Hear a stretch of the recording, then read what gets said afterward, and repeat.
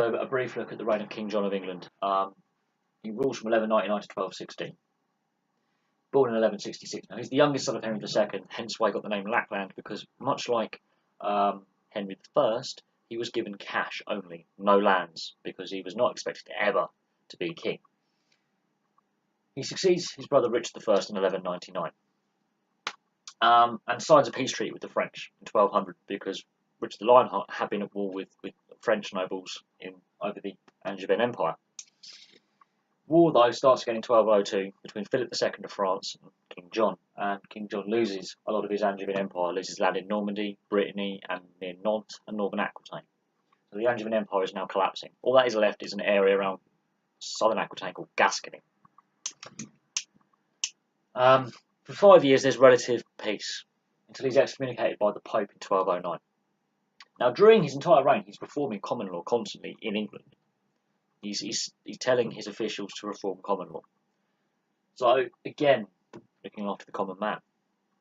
However, he's excommunicated, and this shows the battle between the Catholic Church and the English crown, which will carry on until the reign of Henry VIII. So for another 300 years or so, 350 years, this battle will be continuing. Battle between church and state. It goes on. And he's not the first English king to be excommunicated, and he won't be the last. There are more. Not long after he's recommunicated to the church in 1213, he goes to war with the French again to try and get back his lands in France, and is defeated in 1214 in the Battle of Bouvines, which then actually leads to Magna Carta in 1215. Because he has to keep raising his taxes to raise armies, which he's trying to modernise as well. He's an able general, he's an able administrator, but because of some of his father's and his brother's policies, that has actually technically weakened the Angevin Empire because of heavy taxation and different laws in the French part of the empire over the English part. But it leads to Magna Carta. Now, Magna Carta is signed at Runnymede, which is a small island in the Thames just east of Windsor, where obviously King John would have been resident at Windsor Castle, hence why Runnymede was selected.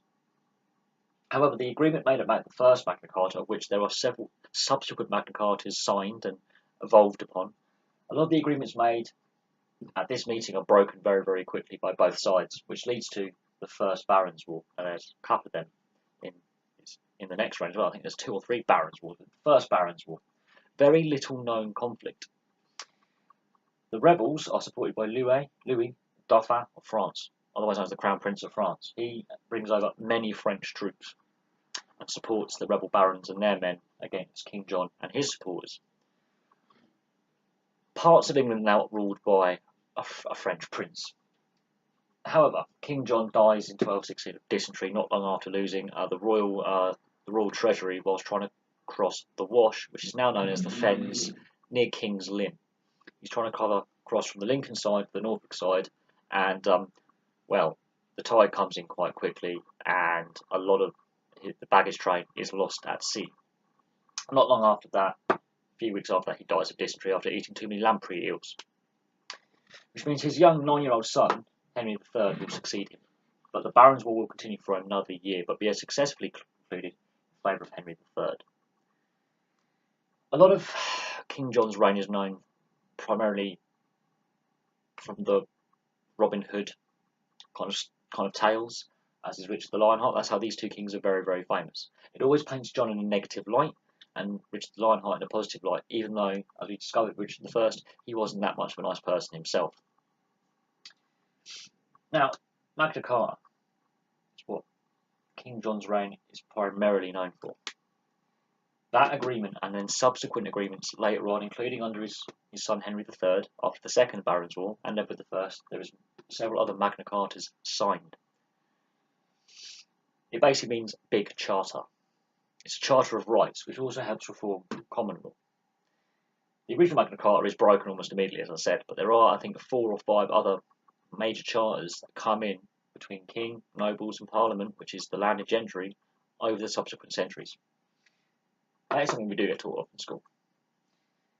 Runnymede is an interesting little island. I've been there. It's not actually that big. It's an amazing little place. There's a lot of history around Runnymede. There's a war memorial, there's an RAF memorial, and of course you've got the Magna Carta memorial. There's a lot of interesting history at Runnymede. course, because it was so close to Windsor, good meeting point between the various factions, including King John, to meet at. But reforms to common law is another thing that some of these kings would regularly do. And it's something that we don't know a lot about. But he did reform common law. Also, being excommunicated, he is not the first king to get excommunicated. Other kings will have issues with the church in Rome. Well, it's famously Henry VIII, but we're not got to him yet. We've got another 300 or so years of mayhem and chaos of the Plantagenets, and then the early Tudors to deal with yet. But yes, very misunderstood. Always painted in a negative light.